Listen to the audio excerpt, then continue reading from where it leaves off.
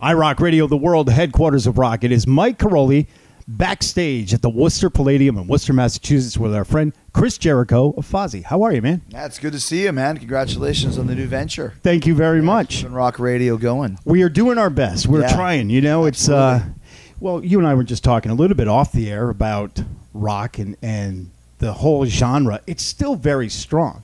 It's just the radio part of it is getting a little screwy. But you you play all these shows and you see all the people come out to the shows. It's interesting too, though. It's like there's no rock radio in Los Angeles or New York, but yet if you can get added in, El Paso, Texas, or Minneapolis or Spokane, it's the biggest thing in the world. And we just got added in Cincinnati, and they were like, they were just jumping up and down, like how huge it was. And I'm thinking, it still has a lot of influence, and you can see that on the festivals that you do. I mean, the programmers and the PDs and the bookers and the promoters, they still watch what's going on the charts. So it's very valid. You still have to have a presence on rock radio for sure.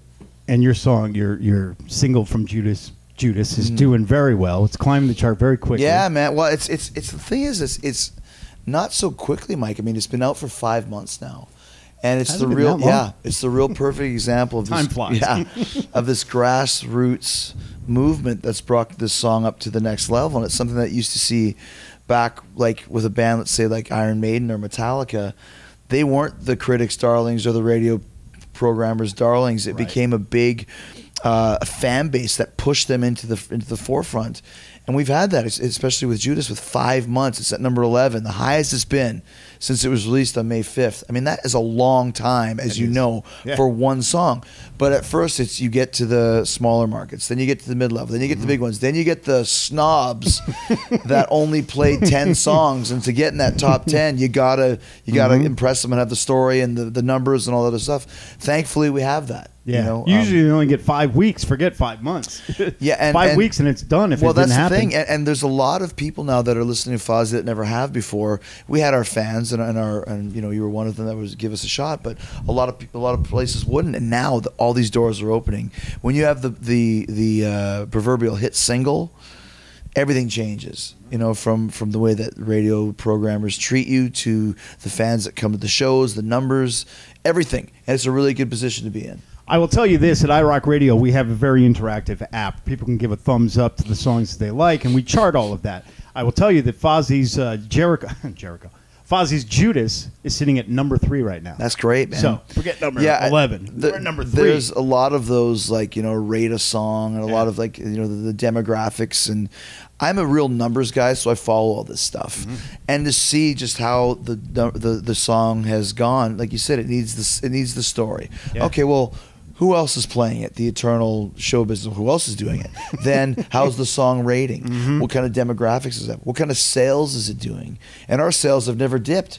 In 5 times 20 weeks, the single sales have never dipped, which is ridiculous. Like not at all. It's gone up, but it's never gone past a certain watermark. So once all the story is told, then, like you said, the rate a song and all this stuff, that's how you start to rise. I never knew that before. I never knew how it worked. Tell us about the rest of the album. And I mean, we're just doing this single so far, but what's to come on the rest of the album? Well, I mean, the cool thing is that Judas was not the #1 choice to be the first single. It was not the runaway, it has to be this. There was a big debate with the record company and kind of the inner circle of Fozzy as to what the first single should be. I always thought it should be Judas. Some thought it should be Painless. Some thought it should be a song called Elevator, a song called Burn Me Out. There's 3 or 4 of the songs in the chamber that are just as good as Judas. And I think now, with all the work that Judas has done in building the profile of the band, all the doors is kicked open. I expect the next single, which will be Painless, to waltz right through the door. We wanted to make a record like you would see in the 80s with Hysteria or Appetite for Destruction or Kick in Excess. These albums that just had single after single after single. And I don't know if there's ever, if the structure is even possible to have 5 or 6 singles on a record nowadays. But if you can do that, we have the material for it. And that's what we focused on. Well, then you will never be off the road. You're just, forever. If you got that kind of life, the tour just keeps going, my man. wife will be real happy about that. Like I said, we're a 17-year overnight sensation at this point.